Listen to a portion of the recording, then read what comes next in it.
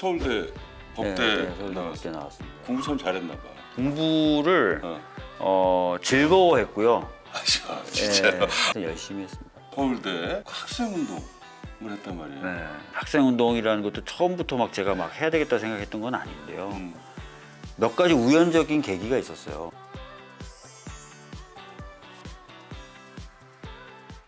아니 근데 오늘 그거예요? 생일이에요? 오늘 생일이에요. 아 음력설? 아니 음력생일? 아, 저 양력생입니다. 그럼 오늘도 이렇게 업무에 시달리는 거예요? 네, 뭐 저녁에 집에 가면 되겠죠. 뭐. 아니 근데 제가 이거 시청자 여러분들한테도 얘기해야 될 건 이거 설정 아니에요. 그리고 우연실은 더 복잡하답니다. 더 네, 지저분하고. 야 그래 그 소문에는 그런 게 있어 일중독. 일을 되게 좋아하는 건 사실이고요. 어. 그다음 지금 맡은 역할이 있는데 이 역할이 양당 공이 일이 제일 많은 자리예요. 원내 수석이라는 자리가 상임위하고 상임위 연결해주고 상임위하고 정책위 연결해주고 당하고 또 원내를 연결해주고 계속 연결. 그러니까 일이 굉장히 많고 모든 회의에 참여해서 내용을 알고 있어야 연결 작업을 하잖아요. 그렇지. 네, 그런 역할을 하는.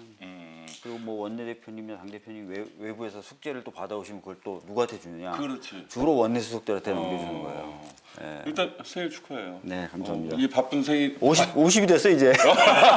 이제 다 젊은 거예요. 네. 우리 채널 안 보셨죠? 채널? 바빠서 뭐 볼 시간이 사실 없으셨겠지. 그랬어요. 우리 채널의 특징은 뭐냐? 진솔한 얘기를 해야 돼요. 네. 그렇기 때문에 호칭을 좀 자유롭게 하는 게 좋다 이거예요. 네. 그러니까 두 가지 옵션을 드릴게요. 주민님, 네. 거지님. 거지는 좀 그렇잖아. 왜 그래도 지지자들은 좋아하잖아. 그냥 주민이라고 불러주세요. 알겠습니다. 자 주민님으로 가겠습니다. 네. 네. 항상 상징적으로 떠오르는 게 이거예요. 뺐죠? 네. 네. 네. 이거 배지 2개 설명해 주시죠. 그러니까 원래는 한 배지를 한 4개 정도 하고 다녔다가 관련된 법안이 통과되면 그 배지를 떼서 보관을 해두거든요. 그래서 그런 뭐 의미. 청소년이 선거에 좀 참여할 수 있게 하라는 법을 제가 발의했는데 또 마침 운동단체들이 같이 해줘서 고맙다 또는 계속 열심히 해줘라라고 배지를 달아줘요. 네. 그럼 그걸 안 떼고 달고 다니다 법이 통과되면 떼요. 그런 식으로 해서 뭐 예를 들어 4.3 관련된 특별법 통과되면 4.3 배지 떼고 이런 식으로 하거든요. 그래서 제가 배지 뗄 건 뗐고 네네. 지금 남아있는 거 하나는 이제 세월호고 노란색 나비 그렇죠. 그 밑에 요게 보라색 리본은 이태원 참사 관련된 건데 이태원 특별법이 이제 11월 28일부로 부의 간주가 됩니다. 패스트 트랙을 태어나서 본회의 부의 간주가 돼서 네. 저희들 목표는 정기회 내에 통과시키는 건데 통과되면 아마 요 배지도 떼가지고 아마 보관하게 되지 않을까. 그러니까 이제 법안이 통과될 때마다 배지가 떨어진다고 말씀하셨는데 그러면 이 배지가 없어지면 없어질수록 좋은 거네. 네. 그리고 사실은 제가 이제 배지를 계속 주렁주렁 달고 다녔던 이유 중 하나가 네. 대부분 그 피해 당사자분들이 직접 배지를 달아주세요. 그러니까 예를 들어 이 배지도 이태원 참사 피해자 어머님이 달아주신 거예요. 직접. 그러니까 제가 이제 떼기가 뭐하고. 떼기 힘들다. 그런 게 있었습니다. 4.3 배지도 제주 4.3에서 피해자분이 달아주신 거고. 그 여순 관련된 배지도 제가 달고 다니다 법 통과돼서 뺐는데 그것도 여수 순천 갔을 때 그 가족분들이 달아주신 거고. 그러네. 그런 식이 좀 되다 보니까 제가 떼지를 못하겠더라고요. 떼기가 쉽지는 않네 진짜. 자 일단 우리 항상 몸풀기로 그 내년 총선 판세 읽어달라 그러거든요. 네. 살짝 기상도라도. 사실 뭐 지금 보면은 저희 당 지지율이 좀 많이 좀 올라간 상태여서 이걸 좀 잘 유지하면 좋은 결과도 있지 않을까. 근데 이걸 잘 유지하는 게 굉장히 어렵더라고요. 그리고 잘 시간이 많고 변수가 워낙 많고 막 일주일 사이에도 막 태풍 번개 치고 막 그러기 때문에요. 하여튼 굉장히 겸손한 자세로 성실히 그렇지만 또 국민들이 바라시는 건 굉장히 뚜벅뚜벅 과감하게 이렇게 좀 간다면 좋은 결과도 있지 않을까. 뭐 은평갑은 어떻게 예상하십니까? 은평갑은 이제 대대로 보면은 그 민주당이 좀 그 우호적인 지역으로 분류가 되었어요. 그런데 사실 최근에 보면은 꼭 그렇지만도 않습니다. 뭐 지난 서울시장 보궐선거라든지 이런 것들을 보면은 그렇지는 않아서 굉장히 제가 좀 열심히 해야 되는 상황이에요. 아니 이렇게 당에서 하는 일이 많은데 지역구 관리 좀 소홀하셨겠는데 그럼? 사실은 이제 지역에서는 제가 인사드리러 가면 지역 주민들이 오죠. 바쁜데 어떻게 해? 너 바쁜데 왜? 그래도 그건 애정이 있으신 표현이다. 네, 애정 있는 표현이시고. 그러면 아직까지는 그 워낙에 독보적이니까 그 민심을 잃지는 않으셨네. 지역분들이 다 이해해 주시고 그렇지는 않죠. 그러니까 뭐 지역에 불만도 무관심한 거 아니야 이렇게 그렇지, 생각하시는 분들도 계시고 한데 아직까지 보면은 그래도 애를 쓴다, 뭔가 좀 하려고 애를 쓴다 이런 평가들은 좀 있는 것 같아요. 네. 네. 아니 보니까 그 대원대 외고를 나왔더라고요. 네, 대원이고 나왔어요. 그리고 서울대 법대 서울대 나왔어요. 법대 나왔습니다. 공부 참 잘했나 봐. 잘했다기보다 하여튼 열심히 했습니다. 열심히 한다고 다 잘하는 건 아니니까. 그럼 머리가 좋은 거예요? 아니요, 되게 그러면? 좀 공부를 즐거워했고요. 진짜. 공부를 되게 열심히 했어요. 절망을 주는 의원들이 참 많아. 공부를 즐거워했다고. 네. 그것도 이런 표현은 처음이다. 어떤 면이 즐거워? 그러니까 저는 뭔가 새로운 걸 알게 되는 거 되게 재밌어하고 좋아해서 교과서도 그냥 뭐 단순히 암기해야 될 대상이라고 보기보다는 새로운 걸 좀 알게 해주는 그런 대상이라고 저는 생각을 했거든요. 그리고 뭐 어떤 수학 문제나 이런 걸 풀 때도 보면은 뭔가 새로운 걸 알게 됐다. 이러면 되게 재밌고 그러니까 이제 또 보게 되고 이렇게 되더라고요. 이야. 실제로 진짜 그랬어요. 그래서 제가 이제 중학생이나 고등학생들한테 특강을 할 경우가 있는데 그때도 제가 항상 했던 말이 좀 공부를 즐겁다고 생각할 수도 있다. 솔직히 얘기하면 자꾸 성적과 등수 이런 거에만 매달리다 보면 안 그럴 수도 있는데 물론 근데 제가 항상 그랬던 건 아니에요. 근데 고등학교 들어가서 처음에는 오히려 이제 목표가 등수로 잠깐 바뀐 적이 있었어요. 네. 그때는 되게 괴롭더라고요. 예. 근데 다시 이제 고3 무렵 돼서는 약간 포기할 건 포기하고 오히려 마음을 놓으니까 또 약간 성적도 올라가면서 다시 즐겁고 이렇게 되긴 되더라고요. 참, 그런 강의를 했을 때, 특강을 했을 때 객석 반응은 안 좋았을 것 같은데. 별로 공감을 못하게 되고 공감 못하는데. 그렇지. 아니 원래 근데 법대 가려고 안 했다면서요? 네, 법대 가려고 안 경영학과 했어요. 가려고 그랬다고? 아주 어렸을 때는 이제 의대 가거나 이런 생각도 했었어요. 그 전에는 과학자가 되고 싶었고. 근데 이제 중학교 때 무렵인가 사랑이 꽃피는 나무라는 드라마가 있었어요. 예전에 기억나실지 모르겠어요. 기억나요. 네. 손창민 뭐 이런 분이 나와서 약간 하이틴물인데 배경이 의대 배경이었어요. 그래서 의대생들이 나오는 거였는데 굉장히 좀 재밌게 보고 그래가지고 의사를 해볼까 이런 생각도 좀 있었어요. 그래서 고등학교 1학년 때까지 이공계를 가려고 했었거든요. 근데 이제 갑자기 무슨 계신지 모르겠는데 세수를 하는데 갑자기 문과를 가야 되겠다는 밑도 끝도 저는 국어를 되게 싫어했거든요. 반면에 세수를 아침에 하는데 갑자기 문과를 가야 된다는 생각이 저는 지금도 그때만큼 강력하게 아무런 밑도 끝도 없이 뭔가 머리 팍 꽂히는 생각이 떠오른 적이 없었어요. 몇 학년 때? 고등학교 1학년 때요. 그래서 자주 안 했나? 그건 아니고요. 약간 이미지가 그래서 그런 거야. 딱 하는데 갑자기 밑도 끝도 없이 문과를 가야 된다는 생각이 들어서 이게 신기하다. 선생님한테 그 전날 그 이과를 가겠다고 신청서를 내놨다가 다음날 선생님한테 가서 저 문과를 가야 되겠습니다 이렇게 해서 바꿨어요. 야. 그래서 문과를 가야 되겠다는 생각이 든 이유가 뭘까 잠깐 생각해봤는데 또 어렸을 때 곰곰이 생각하면 그 돈 버는 걸 제가 재밌어 했던 것 같아요. 그러니까 제 집에 있는 장난감을 친구들에게 빌려주고 10원씩 받고 그랬었어요. 그 당시에? 네. 학교 들어가기 전에. 네. 이거 뭔가 이런 것 때문에 내가 경영학과나 이런 걸 가라는 얘기인가 해서 경영학과를 가보려고 했는데 제가 재수를 하면서 성적이 아까 말씀드렸는데 고3 때부터 성적이 막 올라서 재수를 했고 재수하는 동안에도 성적이 계속 올랐어요. 그러니까 그래서 그냥 올려놓은 성적이 아까워서 제일 높은 데가 어디냐 했더니 법대래. 그래서 그냥 그럼 제일 높은가 법대 가자. 그래서 근데 법대 갈 생각은 없었고요. 그래서 법대 가게 됐어요. 이게 이제 100% 사실이에요. 이거 사실이겠지. 우리 거짓말하면 안 돼요. 제 주변 사람은 다 알아요. 그러니까. 야, 근데 참. 그러면 부모님께서는 그 열성적인 부모님이었어요? 자식의 그 공부에 대해서? 어머님이나 아버님이 저한테 이래라 저래라를 거의 안 하셨고요. 그리고 솔직히 뭐 이래라 저래라 할 형편도 아니었던 것 같아요. 그러니까 무슨 얘기냐면 저는 뭐 저희 나이 때는 대부분 그렇지만 유치원 안 나왔고요. 무슨 학원이나 이런 그렇지, 것들을 그렇지. 보내주신 적이 없어요. 그럼. 뭐 피아노 학원, 태권도 학원 포함해서 응.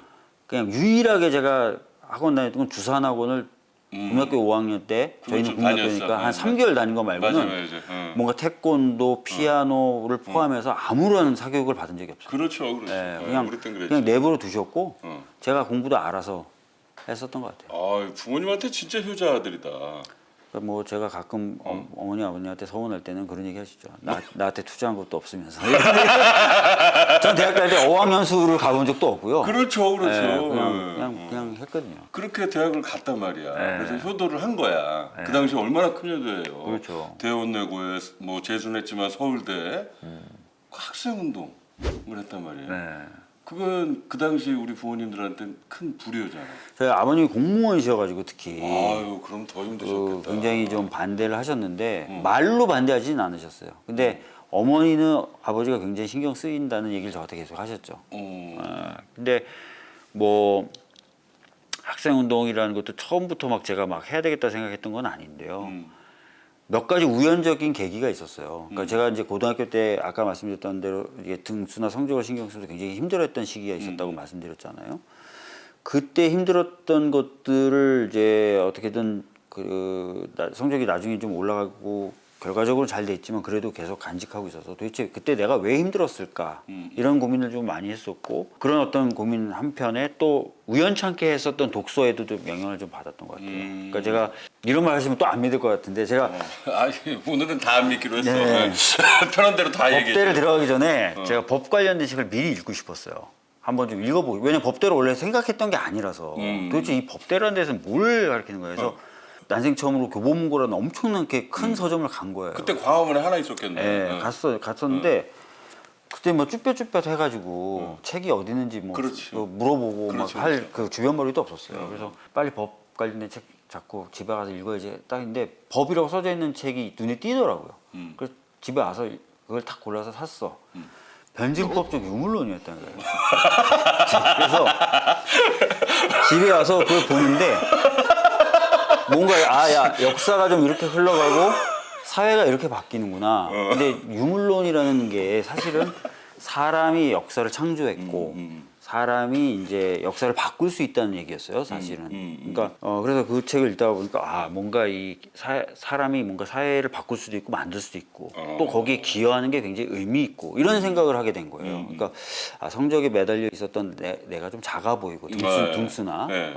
그래서 이런 방향으로 한번 고민해 봐야 되겠다라는 생각을 하게 됐고 동시에 고등학교 때 공부만 하면서 지냈던 것에 대한 그 약간 결핍 그래서 안 해봤던 거 좀 해보자 그래서 철거촌 뭐 농촌 뭐 공장 이런 데 자꾸 다니게 된 거예요. 참 특이하다. 네. 그러니까 자연스럽게 그러면서 옷에 가랑비에 옷이 젖는 것처럼 해가지고 어느 순간 제가 맨날 집회에 나가게 되더라고요. 집회에 나가고 있더라고요.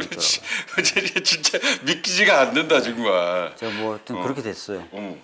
아니 변호사를 해야 되겠다라고 결심한 계기가 내가 그 찾아본 자료로는 좀 찡해요. 네, 그것도 맞는 이것도 얘기예요. 맞는 얘기예요. 왜냐면은 그때 저희가 그 학생 운동을 하고 있었을 때였고 저는 법대 간다는 생각도 안 했지만 법대 가서 한 거는 거의 수업 듣는 일도 없었고 고시 공부 안 했으니까요. 그래서 저는 제 꿈이 이제 사회 운동을 하겠다는 생각이었고 그쪽에 나가 있는 선배들하고만 이제 주로 교류를 하면서 살았단 말이에요. 근데 이제 철거촌에 이제 가서 도움을 드리려고 가서 막 이렇게 봉사 활동을 했는데 약간 그 한계를 그때 절감한 거죠. 이분들이 이제 구청장을 만나고 싶다고 해서 겨울에 그렇게 구청 주차장에서 눈을 맞으면서 기다리는데 결과적으로 이분들이 구청장을 못 만나고 돌아섰어요. 아기까지 꼬마 아이도 있었는데 그때 그런 생각이 들더라고요. 제가 그 마을버스 타고 이제 돌아가면서 야 내가 이거 변호사라도 됐으면 변호사 직함이라도 있었으면 혹시나 이분들이 구청장을 만나는데 조금이라도 더 큰 실질적 도움을 드릴 수 있지 않았을까? 라는 생각을 처음 해봤어요 그때. 그래서 그러면 이제 학교 마치고 대학 학생운동 좀 오래 해야 되니까 이제 5학년 때까지 학생운동 마치고 군대 갔다 와서 고시 공부를 좀 해서 고시 공부 그때 처음 한 거예요 그럼? 군대 갔다 와서 군대 갔다 와서? 고시 공부했어요. 그러니까 그렇게 해서 한번 해보자라고. 물론 이제 군대에 있을 때도 제가 법서를 안 본 건 아니지만. 아니 그래도 예, 뭐 우리 때 군대는 좀 빡세잖아요. 예, 그래서 갔다 와서 이제 고시 공부를 본격적으로 해서 이제 시험에 대고 변호사 하게 된 거죠. 오늘 안 믿기는 얘기들이 많다. 아니 근데 제가 이제 제가 사법연수원 들어갔을 때도 네. 처음부터 친구들한테 연수원 동기들한테 공언을 했어요. 난 변호사다 무조건. 아, 그러니까 원래 변호사 사법연수원을 마치고 나면 이제 판사, 검사, 판검사. 변호사 선택하게 돼 있잖아요. 네네네. 근데 저는 난 처음부터 다 목표가? 선언을 했어요. 교수님한테도 연수원 아. 교수님, 저는 변호사가 목표입니다. 그래서 내가 혹시 딴 마음을 품을까봐 난 연수원에서는 공부를 안 하겠다. 공수가 잘 나오면 판사, 검사. 그렇지. 아니 저하고 학생운동 같이 했던 친구들도 그렇지. 연수원에 가서 막상 성적이 잘 나오니까 마음이 흔들린다라고 그럼. 고민을 털어더니 다 판사 검사로 가버리더라고요. 그럼. 그래서 제가 애초에 그 가능성을 난 없애버리겠다. 나는 연수원에서 공부를 절대 안 한다. 자, 그래가지고 연수원을 태능 선수촌처럼 제가 다녔어요. 매일 배드민턴 2시간씩 치고요. 호수공원이 옆에 있는데 하루에 2바퀴씩 들고 그 2바퀴 들면 10km예요. 그러니까 운동하고 나면 공부할 체력이 없어요. 그래서 몸은 엄청 좋아지면서 성적은 나중에 교수님께 제가 성적표도 안 뜯어봤어요. 어차피 변호사 하려면 성적이 뭐가 있느냐. 대신에 제가 졸업은 할 수 있냐고 교수님께 물어봤어요. 제가 성적표 안 보겠습니다. 봐봤자 뭐 짜증만 나고. 네 밑에 한 3명 있어 이러더라고요. 졸업은 할 수 있어. 그래서 졸업하고 바로 변호사 했어요. 야, 참. 제일 처음 맡았던 사건이 뭐예요? 기억해요? 제일 처음에 맞섰던 사건이 이제 집회 관련된 사건이었는데 대학의 학부사 기자였어요. 근데 집회 현장에 취재차 나갔어요. 근데 그 당시에는 집회에서 어떤 물리적 충돌이 발생하잖아요. 그럼 체포되거나 연행됐던 사람들을 그 물리적 충돌을 일으켰던 사람들과 다 공모 공동정범으로 엮어서 같은 형으로 기소하고 같은 형으로 처벌받게 만드는 게 관행이었어요. 네. 근데 황당하잖아요. 그때 농민 집회였는데 대학의 학부사 기자가 촬영하러 가서 잡혔는데 너도 그 농민분들이 올라오시면 예전 되게 과격했거든요. 쌀값 떨어지고 뭐 이런다고 막 그럼. 우리 먹을 거 챙겨줘야지 하고 막 강목으로 장비 들고 왔죠. 다 이렇게 네, 부시고 막 맞아요, 하셨으니까 맞아요. 그거하고 똑같은 죄로 의유를 하는 거예요. 근데 제가 보기에는 두 가지 의문이 들었어요. 하나는 이게 그렇게 되면은 이 친구도 참 힘들어지는 거다. 두 번째는 이렇게 되면 집회 시위를 누가 하냐? 작은 물리적 충돌이 발생해도 그날 체포된 사람들이 뭐 인과관계나 정도 실제 가담 정도 안 따지고 다 이 물리적 충돌을 일으킨 사람들하고 동일한 범죄로 처벌되면 무서워서 집회 시위를 못 하지 않겠냐. 그래서 제가 그 사건을 맡으면서 네. 실제 미국 판례 이론이라든지 이런 거 다 뒤져봤더니 그렇게 안 하더라는 거예요. 그래서 이제 집회 시위 관련된 법과 판례에 굉장히 관심이 많이 생겨서 그 뒤로는 제가 이제 이 공익소송 중에 집시법 사건을 되게 많이 했어요. 그러게요. 그런 걸 진짜 많이 하셨더라고. 많이 했고. 그럼 그때부터 관심을. 네. 하필 첫 사건이 그거고. 하필 사건이 그거였어요. 야, 참 이게 집시법 사람의 사건은 운명이 엄청 또 많이 이렇게 했어요. 되네. 네. 그러니까 이제 뭐 굵직굵직한 사건들이 많았잖아요. 네. 그 뭐 농민 저지에 대해서 국가배상 청구 소송 같은 것도 네. 있었고 또 광우병 촛불 집회 관련 야간 집회 뭐 이런 시위금지 네. 헌법 소송 이런 것도 있었고. 첫 사건이 만약 그런 사건이 아니었으면 변호사로서의 가는 길도 조금 달라졌을까요? 제가 만약에 이제 공익적인 사건 중에 노동 사건을 했으면 노동 쪽에도 꽂혔을 가능성도 있겠죠. 만약에 그거면 이혼 소송이나 이런 거. 이혼 소송이면 이혼 소송이 꽂혔을까요? 아니 돈은 많이 벌었겠네. 많이 벌었을 야. 근데 하여튼 그 사건에 꽂힌 뒤로 집회 시위에 진짜 관심이 많아서 진짜 많이 하셨더라고. 제가 어. 국회 도서관에 일주일에 한 2번은 왔었던 것 같아요. 왜요? 저만큼 논문과 책을 읽기 좋은 데가 없어요. 아. 와가지고 주말에도 와서 그 논문들 복사해서 읽고 그 관련 서적 다. 막 엄청나게 많이 했어요. 그때부터 국회 도서관 그 사이즈 보고 국회의원 되겠다는 생각한 건 그건 아니고 아니었어요. 확실히 아니죠. 네. 이것도 거짓말은 아니잖아. 진짜. 저는 약간 정치에 대한 혐오가 있었어요. 아니 근데 예를 들어서 왜? 정치에 대한 혐오가 왜 있어요? 그러니까 민변이나 참여연대 활동하고 그 전에 학생운동하고 이럴 때 보면 당연히 정치에 대해서 실망하게 되죠. 정치에 대해 비판적이 되고. 그러니까. 그래서 제가 진짜 실제 초선 의원이 되고 초선 의원 전에 이제 영입됐을 때 여기 이제 민주당의 선배 의원님들이 저한테 전화 많이 주셨어요. 그러니까 주로 제가 입법 로비라든지 네. 아 이런 법을 해주셔야 됩니다 의원님 이러면서 민변이나 참여연대 차원에서 많이 왔을 거 아니에요 제가 뭐 그래서 하고 또 비판하고 이러느라고 많이 이제 의원들하고 그런 류의 교류가 있었는데 그런 류의 교류를 통해 저를 알게 된 선배 의원들이 저한테 전화를 많이 하셨어요. 야 이제 네가 한번 똑바로 해봐. 얼마나 야 내가 두고 볼 거야. 그러네. 전화를 많이 주셨어. 아니 근데 변호사 생활을 하면서 이런 그 사건들만 맡다 보면 좀 부담스럽기도 했을 것 같아요. 내 삶도 있는데. 그러니까 이런 사건들만 맡은 건 아니죠. 저는 이제 로펌 소속 변호사였어요. 근데 로펌에 들어갈 때 두 가지 조건이 있었습니다. 첫 번째는 내가 로펌 물색했을 때 가졌던 조건인데요. 공익적인 사건을 할 수 있게 해주는 로펌이어야 된다. 아. 근데 막상 보니까 몇 개 없더라고요. 근데 그 몇 개 로펌 중에서도 제가 이제 조건을 타진해 보니까 제가 들어갔던 데가 너한테 할당된 일을 다 하고 나면 공익적인 사건을 할 수 있게 해줄게. 이게 왜 중요하냐면 제가 사건을 수임해도요. 선임계를 내거나 할 때도 로펌 소속이면 로펌의 명의의 선임계가 나가야 돼요. 그렇죠. 네, 그러니까 로펌에서 오케이 안 해주면 제가 의욕과 의지가 있어도 못 해요. 근데 그 로펌에 제가 들어간 로펌에서는 너한테 주어진 일을 하고 나서는 네가 하는 거에 대해서 터치를 안 할게. 네. 그러니까 로펌의 명예 선임계나 이런 거 나가는 거 해줄게라는 거예요. 그러니까 제가 이제 거기 가서 회사에서 시킨 일 하고 이제 선배들 입장에 쟤는 주가 회사 일이 아닌 것 같아. 이런 불만이 있었죠. 회사 일은 어떻게든 빨리 하고 이제 밤에 이제 공익적으로 저한테 들어온 일들을 하는 거죠. 그래서 그런 일들을 했었어요. 예. 우리 게스트 중에 제일 특이하다 오늘. 아내도 변호사시잖아요. 네. 그거 어떻게 만난 거예요? 저희 로펌에 제가 있었던 몸담았던 로펌에 그 연수원 2년차 때는 3개월씩 수습을 다녀요. 신고 네네. 수습을. 그러니까 변호사 수습 3개월, 법원 수습 3개월, 검찰 수습 3개월. 근데 변호사 수습 3개월을 제가 있었던 로펌으로 온 거예요. 근데 제가 딱 보니까 굉장히 마음에 들더라고요. 그래서 일을 계속 시키면서 일을 시켰다는 건 무슨 얘기겠습니까? 그렇지. 좀 계속, 더 많은 대화가 이루어지겠죠. 그렇지. 예. 그러면서 그렇게 제가 말을 얼버무려 왜? 공을 들였죠. 공을 들였다. 예. 공을 들였는데 나중에 알고 봤더니 애인이 있더라고요. 그래서 제가 이런 얘기 해도 되냐 이거야 돼. 아니 그래서 제가 포기했었는데 선배들이 짜고 저한테 허위 정보를 준 거예요. 헤어지려고 한다. 굉장히 사이가 안 좋아. 네가 나서주는 게 오히려 도움이 될 수도 있다. 그래서 제가 진짜 그런가 싶어서 한참 동안 연락을 안 하다가 연락을 했어요. 그래서 어떻게 좀 잘 됐어요 이게.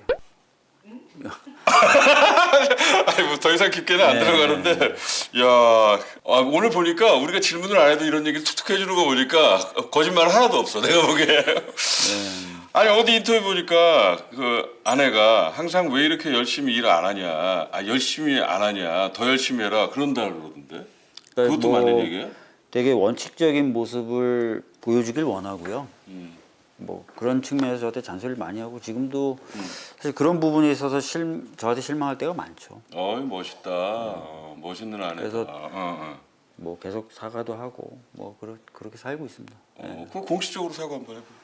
그 나중에 따로 간단하게 해 여기 그냥 여기일 때.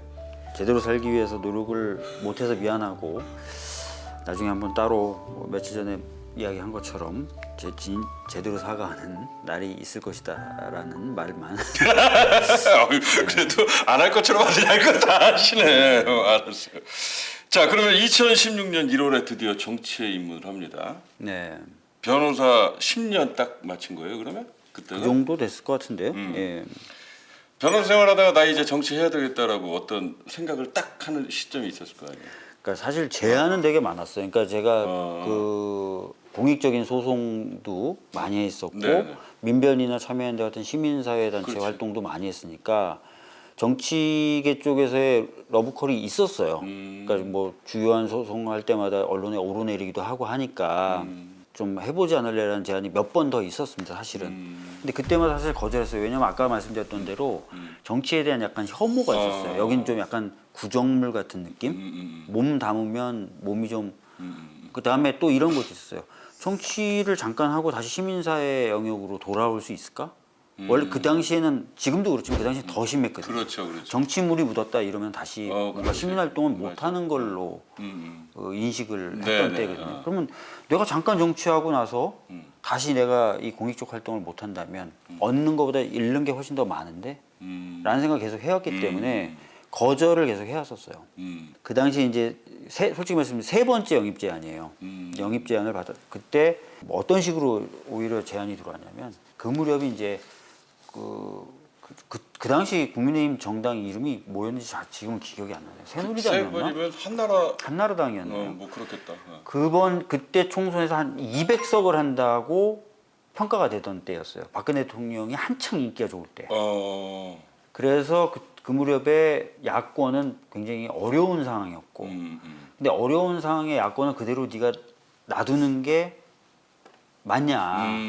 그다음에 네가 해왔던 일들이 오히려 그러면 저쪽 200석을 실제로 하게 되면 굉장히 어려워질 그렇지. 것이고, 네가 도와왔던 사람들은 더 힘든 처지에 할 거다. 여기 와서 좀 뭔가 꽥이라도 소리를 내고 힘을 보태고 하는 게 필요하다라고 하니까 그때는 이런 느낌이 들더라고요. 이 상황에서 내가 안 한다 그러면 오히려 도망가는 뭔가 좀 내가 득실을 따진 다음에 도망가는 안 될 것 같은 상황에서 제가 도전을 하는 거니까 안 될 것 같으니까 마치 도망가는 수도권도 다 새누리당, 한나라당이 한다는 분위기 상황이었거든요.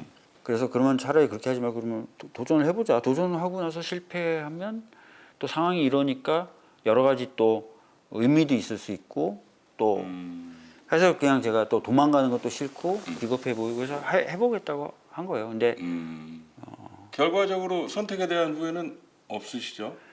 뭐 처음에 시작할 무렵에는 굉장히 힘들기도 하고 괴로웠는데 어떤 면이? 예? 어떤 면이? 사실은 제가 이제 딱 됐어요. 그리고 나서 첫 번째 제가 이제 시도하려고 했던 법이 뭐였냐면 세월호 관련된 특별법 제가 이제 만들고 바꾼 거 합치면 한 7개 되더라고요. 세월호 관련된 게. 근데 이제 세월호 관련돼서 제가 이제 딱 들어와서 개정을 하려고 했었어요. 그 당시 이제 진상규명위원회 기한을 좀 연장을 하는 법을 좀 하려고 했었어요.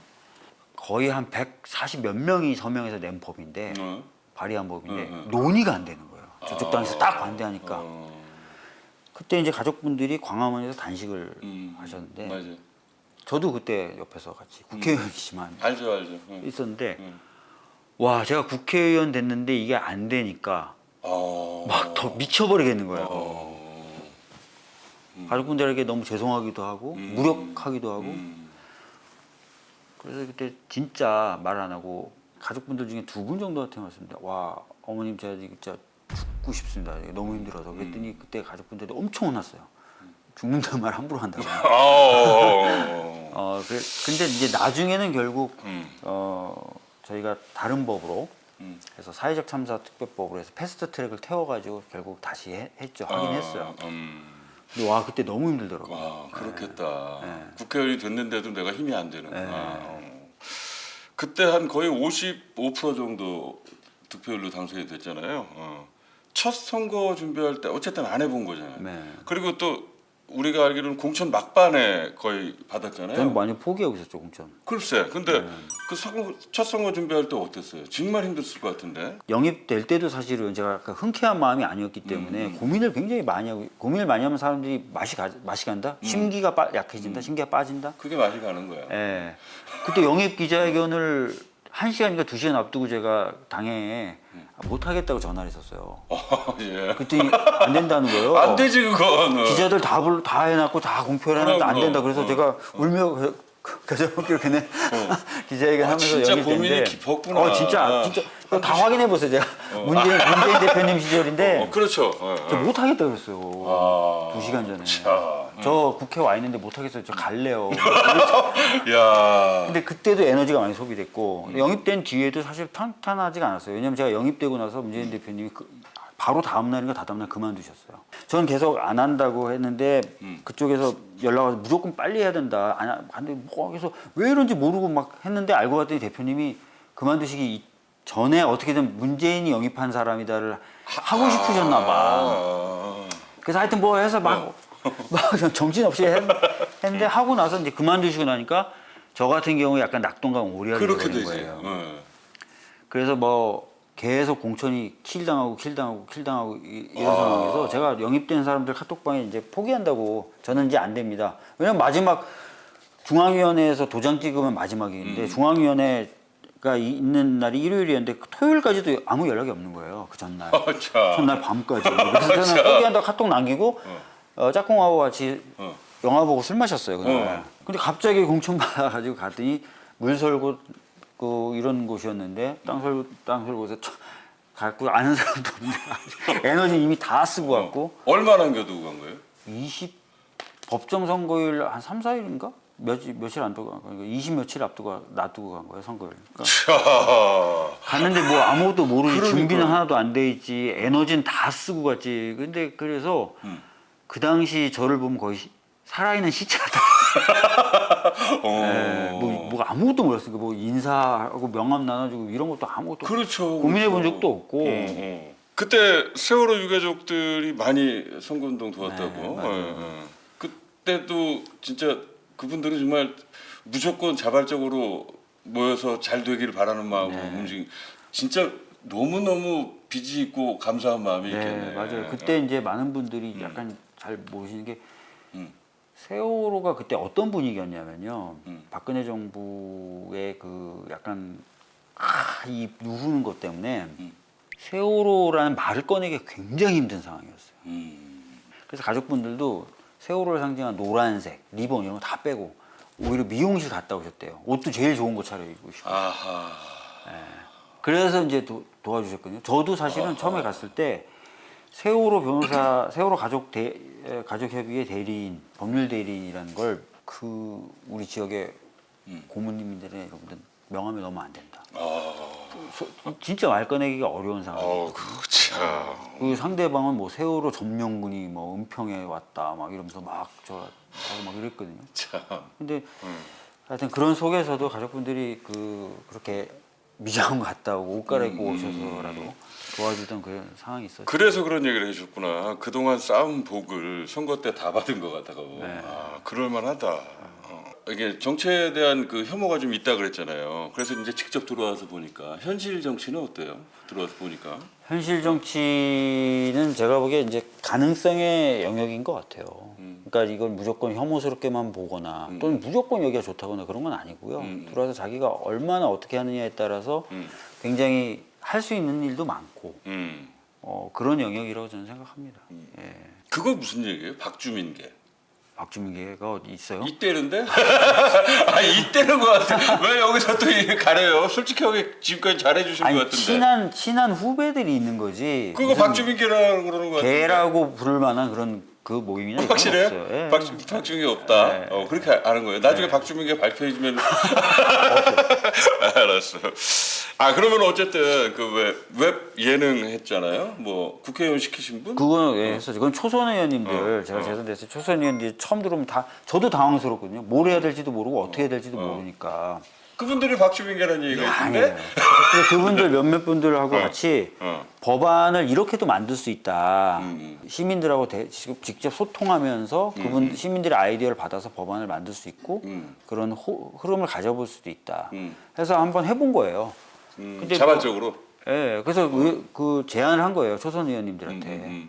그랬더니 의원님들이 하시겠다는 의원님들이 계셨고 해봤는데 또 본인들도 재밌어하고. 그분들이 소문내나? 나 박주민계라고? 그렇지 않다니까요. 알았어. 박주민계는 없는 걸로. 좋아, 알았어. 자, 그러면은 말이에요. 총선기획단을 지금 출범했잖아요, 얼마 전에. 근데 당 총선기획단. 이거 너무 친명계 아니냐, 뭐 이런 말이 나오는데 그거 어떻게 생각해요? 글쎄요, 뭐 예를 들어서 당연직으로 들어가셔야 될 분들이 있어요. 사무총장이라든지 조직부총장이라든지 이런 분들이 당연히 들어간 거고. 근데 그게 왜 친명계다라고 하는지 모르겠어요. 근데 또 대표님이 사무총장을 또 임명하는데 그러면 자기하고 편하게 통할 수 있는 사람을 해야지. 코드가 안 맞으면 안 되지. 굉장히 어렵고 힘든 사람들. 그렇지. 그것도 웃기는 그림이긴 하다. 원칙과 상식에 대해서 혹시 할 말 있으세요? 제가 뭐 요즘에 언론 인터뷰할 때마다 질문 많이 하시는데 네네. 당내엔 다양한 목소리가 필요하고 원래 좀 다양한 목소리를 내셨던 분들이에요. 그래서 뭐 그렇게 그냥 바라보고 있습니다. 그 국민의힘은 지금 혁신위원회를 열었잖아요. 네. 더불어민주당은 혁신위원회 필요 없을까요? 혁신위원회 이미 했었죠. 그래서 그 혁신위원회가 냈던 안에 대해서 의총을 통해서 일부는 왜냐하면 혁신위원회가 냈다고 해서 바로 그게 어떤 권한이 있는 게 그렇죠, 아니라 그렇죠. 의총이라든지 이런 단계를 거쳐야 되거든요. 그래서 일부 안에 대해서는 뭐 의총을 통해서 받아들이고 일부 안에서는 그런 절차가 있었죠. 예. 지금 민주당에 꼭 필요한 게 한 가지가 있다. 그러면 뭘까요? 사실 이제 뭐 대표님도 그렇고 뭐 저희 원내대표님도 그렇고 답답해하는 것 중에 하나가 사실 이제 성과를 좀 내야 되잖아요. 민주당이 굉장히 많은 의석을 가지고 있는 정당입니다. 그렇죠. 네. 그러면 당연히 야당이지만 국민분들이 기대하시는 게 있어요. 뭐 민생부터 시작해서 여러 가지에 있어서 보다 좀 국민들에게 인정받을 만한 일들을 해야 되는 거죠. 그래서 그렇게 많은 의석을 주신 거니까. 예. 네. 그래서 이제 그 입법이든 예산이든 저희가 챙기려고 지금 하고 있고 그 과정에서 진짜 성과가 좀 나면 좋겠어요. 예. 자, 이제부터는 그 주민님의 순발력 테스트야. 네. 인물을 얘기할 거예요. 네. 어떤 사람의 이름을 얘기할 테니까 딱 함축적으로 5글자로 표현해 주시면 돼요. 5글자요? 이거 어려운데. 그래도 뭘 만드는 건 뭐야 또. 알겠습니다. 시간은 충분히 드립니다. 네. 자, 노무현 전 대통령 5글자로 표현하면 어떻게 될까요? 용감한 시민. 준비했는데. 아니, 그래요. 네. 부연 설명 부탁할게요. 아시다시피 이제 이분은 지역주의 타파라든지 이런 것들을 위해서도 정말 용감하게 도전을 하셨고 그다음에 민주주의 발전을 위해서도 시민으로 돌아가신 뒤에도 굉장히 많은 시도와 고민을 그렇죠. 하셨어요. 네. 그래서 용감한 시민, 적합한 용감하다, 하여튼 이런 수식어가 붙으면 좋을 것 같다고 네, 생각했어요. 네. 예. 문재인 대통령 어떻게? 온화한 선비, 온화한 선비. 되게 올곧고 착하시죠. 그리고 그 성품으로 많은 사람들을 아우르셨었고요. 굉장히 좀 정치가 사람들을 편안하게 해줬던 그런 역할을 해주셨던 분인 것 같아요. 그래요. 이재명 대표 5글자로 어떻게 표현할까요? 저돌적 투사? 그건 부연 설명 안 들어도 돼요. 예. 딱 와닿네요. 네. 송영길 전 대표. 창의적 천재? 창의적 천재. 예. 그건 좀 들어야 될 것 같은데. 그러니까 송영 대표님하고 평생 얘기해 보면 호불호가 갈리긴 해요, 많은 네, 사람들이. 네, 근데 제가 이제 느꼈던 첫 인상은 굉장히 해박하고 아이디어가 굉장히 많으세요. 네, 그거는 확실히 사실입니다. 예. 나 박주민. 왜 이렇게 어려운 나 박주민. 앞에 건 다 쉽게 나오면서 나 박주민 5글자로 해야지. 끝없는 도전? 끝없는 도전. 좋아요. 저는 그냥 계속 뭔가를 계속 시도하고 도전하고 이런 걸 좋아하는 것 같아요. 앞으로도 그거는 계속 하겠네요, 그럼. 뭘 하든 계속 전 도전하고 도전하겠다. 싶어요. 제 인생 좌우명 중에 하나가 역사의 수레바퀴를 1mm라도 돌리자 이거거든요. 그래서 그런 의미에서의 시도는 계속 할 것 같아요. 네, 알겠습니다. 기대하겠습니다. 자, 요거는 좀 이제 빡빡한 질문이 몇 개가 있는데 이거는 이것도 진짜 뭐예요? 잘 뽑아야 돼. 딱 5개인데 2개만 뽑게하겠어. 예. 넘버를 읽어주면 우리가 그거에 맞춘 질문. 3번이라고 돼 있네요. 3번. 네. 이거 왜 이렇게 쉽게 하니? 너 정말 우리 작가가 박주민 의원을 좋아하나 봐. 아니 제가 번호를 보진 않았잖아요. 그래도 야, 3번. 이거 어떻게 이렇게 쉬운 게 붙이지? 본인은 요즘 카메라 마사지 덕을 보고 있다. 요즘에요? 음. 그건 아닌데 얼굴이 좋아졌다는 말씀 많이 하세요. 그게 카메라 마사지 아니야 요즘? 아까 나도 보자마자 그랬죠. 왜 얼굴이 제가 좋아졌지? 어제도 비슷한 질문을 받아서 제가 왜 그럴까 생각을 해봤어요. 첫 번째는 제가 요즘에 얼굴 화장품을 바꿨어요. 이게 뭐냐면 예전에는 제가 진짜 신경 안 쓰고 진짜 솔직하구나. 그 스킨이라고 할까요? 물로 돼 있는 거. 네네. 그거만 그냥 간단하게 발랐는데 그럴 때 항상 얼굴이 푸석푸석하고 땡겼거든요. 근데 제가 이건 광고가 PP가 아니니까. 이거 저 크림을 하나 우연히 샀는데 우연히. 예, 근데 누구 추천도 아니고. 예, 우연히 샀는데 이게 얼굴 그 상처 나면 치료하는 그 무슨 땡땡 카솔? 그 성분이 포함되어 있는 크림인데 오. 이거 바르니까 되게 좋더라고요. 그렇구나. 오히려 안 땡기고. 그래. 아니 그러니까 사실 얼굴이 지금 약간 안 좋아야 되잖아. 막 이게 당연히 여러 가지 일도 그다음에 있고 바쁘고. 담배를 끊은 지가 한 6개월쯤 됐어요. 그러면 그럴 담배를 수 있다. 엄청 많이 피다가 담배를 그럴 수 끊은 있어. 지가 한 6개월 됐어요. 6개월이면 그럴 수 있어. 일단 잘 피했어요. 네. 어려운 거 걸려야 재밌는데. 또 해요? 2개는 한다 그랬으니까. 오케이. 2번. 2개 중에 하나 고르면 돼요. 밸런스 게임. 서울시장 그리고 국회의원. 미치겠네. 쉽잖아 이건. 내년 4월을 생각하면은 뭐 편하게 말씀하세요. 네. 유도는 안 하겠습니다. 서울시장? 이유는? 저는 행정을 한번 해보고 싶어요. 그러니까 입법 노동자, 입법 활동가로서도 굉장히 메리트가 있는 직업이긴 한데 행정을 좀 한번 해보고 싶어요. 아까 그래서 얘기한 거랑 또 같네. 새로운 도전이 여러 가지 아이디어를 입법을 통해서도 구현할 수 있지만 입법은 이제 시스템과 설계도를 그린다면 행정은 그 시스템 위에 진짜 뭔가 기계가 움직이게 만들고 차를 다니게 만드는 거거든요. 행정을 한번 해보고 싶은 마음이 있어요. 네. 유난히 서울시장 하고 싶어하는 분들이 많네. 서울에 살아서 그런가 봐요. 그렇죠. 자, 공식질문입니다. 국회의원 300명이잖아요. 네. 모든 권한이 있어요. 주민님한테. 네. 3명만 딱 등원시킬 수 있어. 만약에 새로운 사람을 좀 해야 된다. 뭐 어떻게 하실래요? 요새 거절을 너무 많이 해서. 네. 제가 이제 봤을 때 굉장히 열심히 하는 분 중에 한 분이 있는데 네. 그리고 이분의 전문성을 좀 따라가기 어렵다고 평가를 받는 분이 있어요. 김병주 의원님. 알죠. 저는 네. 솔직히 이분이 비례를 한 번 더 하셔도 좋을 것 같아요. 그래서 계속 남아 계셨으면 예, 좋겠다. 그러니까 군사나 이런 부분에 있어서 굉장히 해박하실 뿐만 아니라 네. 소통하시는 방법이나 이런 것들도 굉장히 뛰어나신 분이에요. 또 입니다. 두 번째. 그리고 제가 또 이분도 굉장히 또 훌륭하다고 보는 분 중에 한 분이 천준호 의원이라는 분이 계세요. 요즘 당대표 비서실장 하시는 분인데 네. 상황에 대한 파악 능력이 뛰어나요. 뛰어나고 그리고 굉장히 빠른 속도로 결정을 잘 하시는 분이에요. 그래서 누구나 이분의 이야기를 듣고 싶어하고 네네. 그렇죠. 세 번째는? 이소영 의원님 같은 경우는 네. 딱 주제를 잡으면 굉장히 집요하게 파고드시거든요. 맞아요. 그런 느낌이 들어. 요즘 보면은 요런 분들이 좀 의정 활동을 더 하셔도 참 좋을 것 같다 이런 생각이 들어요. 아니 나에게 권한을 줬는데 나를 배제한다? 그 정도 권한이 있으면 세상 선택하고 하면 되는 거 아니에요?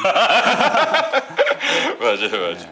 자, 마지막 질문입니다. 인간 박주민의 꿈이 있고요. 정치인 박주민의 꿈이 있어요. 인간 박주민의 꿈은 뭐예요? 저는 요즘에는 인간으로서 좀 부족한 점을 많이 느끼고 있어요. 많이 느끼고 있어서 주변 사람들을 좀 덜 힘들게 만들고 행복하게 만들 수 있었으면 좋겠다. 그런 인간이 됐으면 좋겠다라는 생각을 좀 많이 합니다.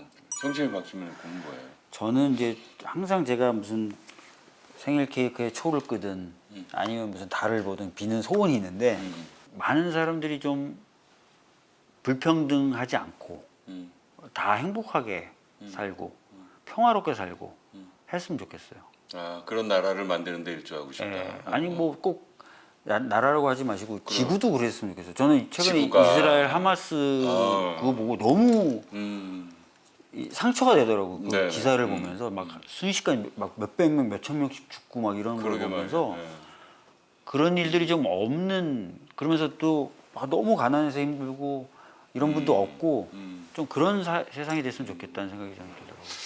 오늘 그 생일인데 저녁 약속 있어요, 어때요? 저녁 약속은 특별히 없는데요. 제가 알아서 잘 할게요. 아니 집에서 아내하고 없어요. 아내하고 케이크도 안 불기로 했어요? 그런 걸 잘 안 해요. 정치인 힘들다. 오늘 바쁜데 시간 내서 너무 고맙고요. 네. 언제나 승승장구하길 바라겠습니다. 네, 열심히 하겠습니다. 고맙습니다. 네.